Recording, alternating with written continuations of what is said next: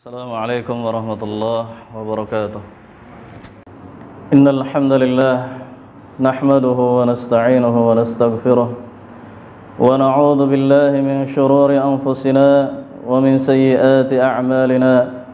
May yahdihillahu fala mudilla lahu wa may yudlilhu fala hadiya lahu. Ashhadu an la ilaha illallah wahdahu la syarika lahu وأشهد أن محمدًا عبده ورسوله صلى الله عليه وعلى آله وأصحابه والتابعين وتابع التابعين ومن تبعهم بإحسان إلى يوم الدين. يا أيها الذين آمنوا اتقوا الله حق تقاته ولا تموتن إلا وأنتم مسلمون. يا أيها الناس اتقوا ربكم الذي خلقكم من نفس واحدة وخلق منها زوجها وبث منهما رجالا كثيرا ونساء واتقوا الله الذي تساءلون به والأرحام إن الله كان عليكم رقيبا. يا أيها الذين آمنوا اتقوا الله وقولوا قولا سديدا يصلح لكم أعمالكم ويغفر لكم ذنوبكم ومن يطع الله ورسوله فقد فاز فوزا عظيما. أما بعد فإن أصدق الحديث كتاب الله وخير الهدي هدي محمد صلى الله عليه وسلم وشر الأمور محدثاتها فإن كل محدثات بدعة وكل بدعة ضلالة وكل ضلالة في النار. إخواني في الدين, a'azzani Allah wa iyyakum. Kaum muslimin, jamaah salat Jumat, saudara-saudaraku yang semoga senantiasa dirahmati Allah Subhanahu wa taala. Alhamdulillah tsumma alhamdulillah, nasykurullah syukran. Marilah tiada hentinya kita bersyukur kepada Allah Rabbuna Jalla Jalaluh dengan sebenar-benarnya syukur, yaitu dengan senantiasa meningkatkan ketakwaan kita kepada Allah Subhanahu wa taala dari hari ke hari dengan takwa yang sungguh-sungguh. Fi sirri wal alaniyah, baik ketika kita berada di hadapan orang lain maupun ketika kita sedang sendirian. Karena tiada nasihat yang terbaik disampaikan oleh seorang muslim kepada muslim yang lainnya melainkan nasihat untuk senantiasa takut kepada Allah, untuk senantiasa bertakwa kepada Allah Subhanahu wa taala.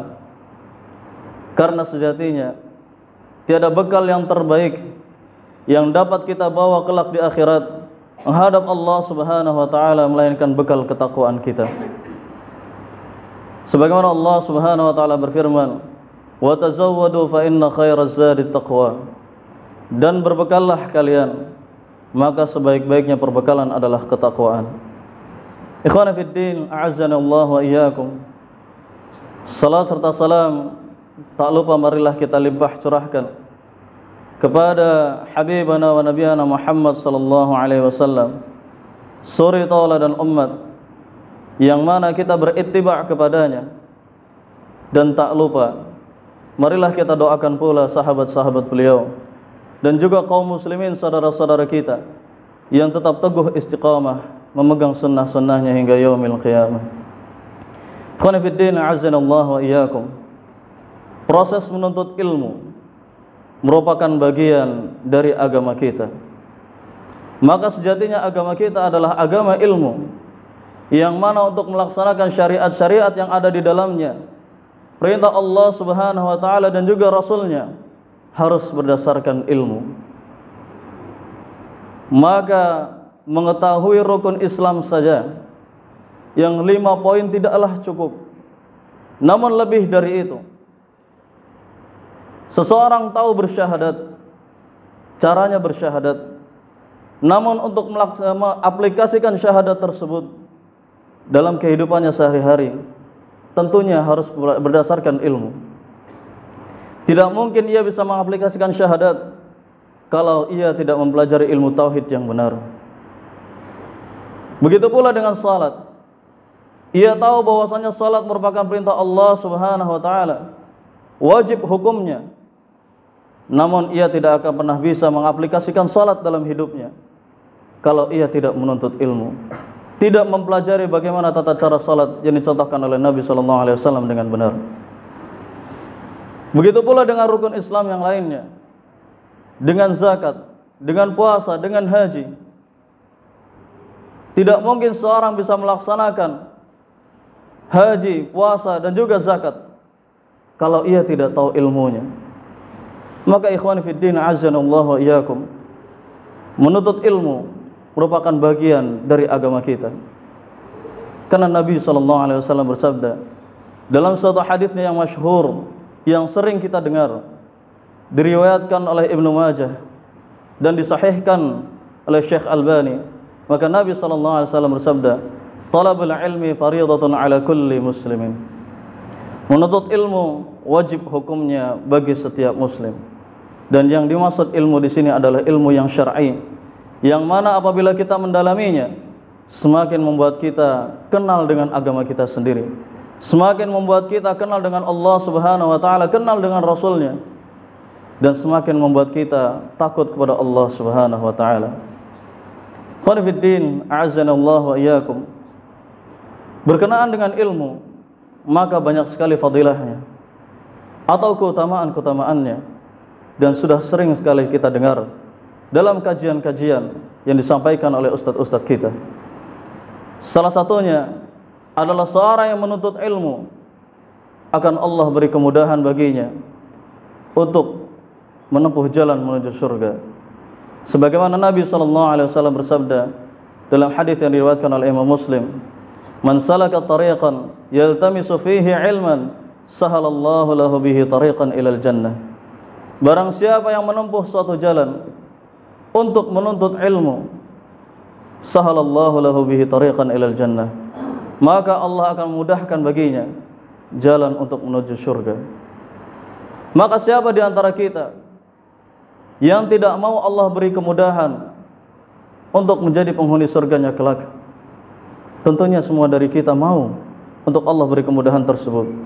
Maka salah satu jalannya agar Allah mudahkan surga bagi kita adalah dengan menuntut ilmu syar'i. Ikhwan fiddin a'azzanallahu wa iyyakum. Allah Subhanahu wa taala juga berfirman menjelaskan bahwasannya seorang muslim, seorang mukmin yang ia beriman namun ia berilmu, maka derajatnya akan lebih tinggi dibandingkan dengan muslim yang lain. Allah Subhanahu wa taala berfirman dalam Quran surah Al-Mujadalah ayat 11, "Yarfa'illahu alladhina amanu minkum walladhina utul ilma darajat." Allah mengangkat derajat yang beriman di antara kalian dan juga yang berilmu di antara kalian beberapa derajat. Maka terbukti ayuhal ikhwan, dalam kehidupan kita sehari-hari, mereka yang memiliki titel profesor atau doktor, maka akan dipandang berbeda oleh masyarakat sekitarnya dibandingkan dengan mereka yang tidak memiliki titel sama sekali atau tidak menempuh pendidikan sama sekali. Maka begitu pula di akhirat kelak, mereka yang beriman dan juga senantiasa menuntut ilmu syar'i akan memiliki derajat yang lebih dibandingkan dengan yang lain. Ikhwan fiddin azanallahu wa iyyakum. Allah Subhanahu wa taala juga mengisahkan dalam Al-Qur'an, dalam Quran surah Al-Mulk, para penghuni neraka yang mana mereka menyesal sedalam-dalamnya. Mereka ingin kembali ke dunia untuk sekedar menuntut ilmu. Maka Allah mengisahkan dengan berfirman, "Wa qalu law kunna nasma'u aw na'qilu ma kunna fi ashabis sa'ir." Wa qalu, dan mereka mengatakan, para penghuni neraka mengatakan, "Law kunna nasma'u aw na'qilu." Seandainya kita dulu mendengarkan atau merenungkan nasihat-nasihat yang disampaikan oleh para ulama, ajakan-ajakan yang diajak oleh para ulama untuk mengenal Allah dan Rasulnya, ma kunna min ashabis sa'ir, maka kita tidak akan pernah menjadi penghuni neraka menyala-nyala seperti ini. Qul fiddin azanallahu wa iyyakum. Dari beberapa dalil yang disampaikan tadi, baik dari Al-Quran maupun sunnah Nabi sallallahu alaihi wasallam, dapat kita simpulkan bahwasanya menuntut ilmu syar'i penting bagi setiap muslim. Terlebih lagi Rasulullah menekankan hal tersebut dengan mengatakannya wajib. Maka wajib bagi setiap muslim untuk mendalami agamanya, untuk lebih mengenal siapa Allah dan Rasulnya, untuk bersemangat dalam menuntut ilmu syar'i. Semoga Allah Subhanahu wa taala senantiasa menjadikan kita termasuk hamba-hambanya yang semangat untuk menuntut ilmu syar'i, dan lebih daripada itu, setelah kita tahu ilmu tersebut, kita terapkan dalam kehidupan kita sehari-hari. Aqulu qawli hadza wa astaghfirullah innahu huwal ghafurur rahim.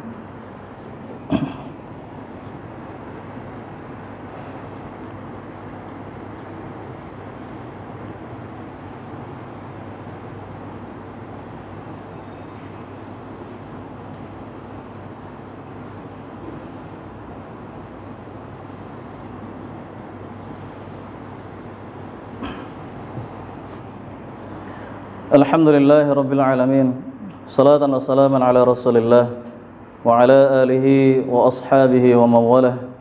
Ashhadu an la ilaha illallah wahdahu la syarika lah, wa ashhadu anna Muhammadan abduhu wa rasuluh, sallallahu alaihi wa ala alihi wa ashabihi wa tabi'in wa tabi'it tabi'in wa man tabi'ahum bi ihsanin ila yaumiddin.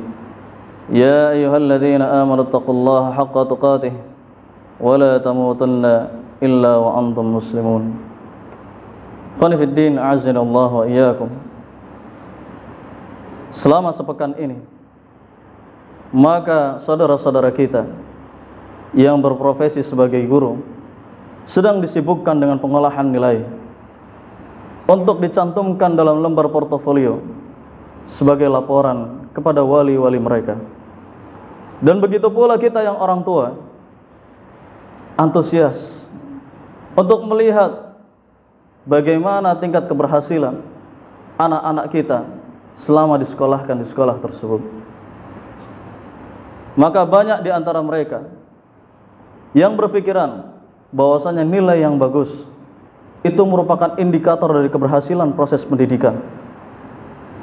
Nilai yang sudah di atas rata-rata itu merupakan bagian dari keberhasilan dalam proses pendidikan, terutama bila berkenaan dengan ilmu syar'i. Ternyata ayyuhal ikhwan, perlu kita fahami bahwasannya proses pendidikan atau proses menuntut ilmu syar'i dapat terbagi menjadi dua. Yang pertama adalah proses ta'lim, dan yang kedua adalah proses tarbiyah. Proses penyampaian ilmu di kelas-kelas atau di kajian-kajian, maka ini adalah proses ta'lim. Dan selanjutnya dilanjutkan dengan proses tarbiyah. Setelah ilmu itu disampaikan, maka ilmu itu diterapkan dalam kehidupan sehari-hari. Maka itulah yang disebut dengan tarbiyah. Maka kesuksesan pendidikannya sesungguhnya berkenaan dengan ilmu syar'i adalah apabila taklimnya sudah disampaikan dan tarbiyahnya juga dilaksanakan. Maka alhamdulillah, anak didik kita yang nilai di portofolio yang sudah bagus, kesehariannya juga berkenaan dengan ilmu syar'i sudah bagus. Namun hadirin yang semoga senantiasa dirahmati Allah Subhanahu wa taala, seringkali terjadi proses tarbiyah yang sudah dimatangkan di sekolah atau di lembaga-lembaga pendidikan seperti pondok pesantren misalkan, luntur seketika ketika anaknya sudah pulang ke rumah. Oleh gurunya senantiasa diterapkan sholat 5 waktu tepat pada waktunya. Oleh gurunya senantiasa diterapkan membatasi diri ketika bermain handphone. Namun di rumahnya orang tuanya sendiri yang lalai. Ketika sudah masuk waktu liburan, diberi handphone tanpa ia batasi, tanpa diberi batasan oleh orang tuanya. Ketika sudah masuk waktu salat, melihat anaknya tidur, ada orang tua yang berpandangan, kasihan anak saya sudah lelah di pondok pesantren, maka biarlah ia beristirahat, toh salat juga waktunya masih panjang, saya tidak tega untuk membangunkannya. Hadirin yang berbahagia, di sekolahnya gurunya sudah mewanti-wanti untuk tidak mendengarkan musik, mengganti musik dengan murotal Al-Quran. namun di rumahnya orang tuanya sendiri yang menyetel musik. Lalai dengan proses tarbiyah. Orang tua berpandangan bahwa menitipkan anak di lembaga pendidikan itu sudah cukup. Maka di rumah ia lupa untuk mentarbiyah putra-putrinya. Maka hadirin yang berbahagia, setelah proses ta'lim, jangan melupakan proses tarbiyah. Setelah ilmu itu disampaikan di sekolah-sekolah, setelah ilmu itu disampaikan kepada putra-putri kita, maka di rumah kita lanjutkan dengan penerapan ilmu-ilmu tersebut, dengan melaksanakan kebiasaan-kebiasaan baik yang sudah dilaksanakan di sekolah. Semoga Allah Subhanahu wa ta'ala jadikan kita termasuk hamba-hambanya yang senantiasa memperhatikan proses tarbiyah kepada putra-putri kita. Tidak sekedar tahu ilmunya, namun lebih daripada itu menerapkan ilmu yang ia ketahui. Hadirin yang berbahagia, Ibnu Mas'ud radhiyallahu anhu pernah berkata, menjelaskan mengenai seseorang yang tahu ilmu namun ia tidak beramal dengan ilmunya. Maka beliau mengatakan, man ta'allama ilman ya'mal bi'ilmihi lam yazidhu illa kibran. Seorang yang sudah tahu ilmu, menuntut ilmu tapi belum beramal dengan ilmunya, tidaklah bertambah bagi dirinya melainkan hanya kesombongan saja. Kemudian seorang tabi'in, alim dari kalangan tabi'in yang bernama Wahib Ibn Munabbih juga mengatakan, mathalu man ta'allama ilma wa la ya'mal bi'ilmihi kamathali tabib ma'ahu ad-dawa wa lam yatadawa bih. Permisalan mereka yang menuntut ilmu tapi tidak mengamalkan ilmunya seperti permisalan seorang dokter yang ia sakit, ia tahu apa obatnya, namun ia tidak bisa mengobati dirinya sendiri, namun ia tidak menggunakan obat yang dia tahu ilmunya. Qul fiddin azanallahu wa iyyakum. Marilah kita senantiasa bersemangat untuk menuntut ilmu dan jauh lebih semangat lagi untuk menerapkan ilmu tersebut dalam kehidupan kita sehari-hari, kepada saudara-saudara kita dan juga terlebih kepada anak-anak kita. Innallaha wa malaikatahu yusalluna 'alan nabi ya ayyuhalladzina amanu sallu 'alaihi wa sallimu taslima.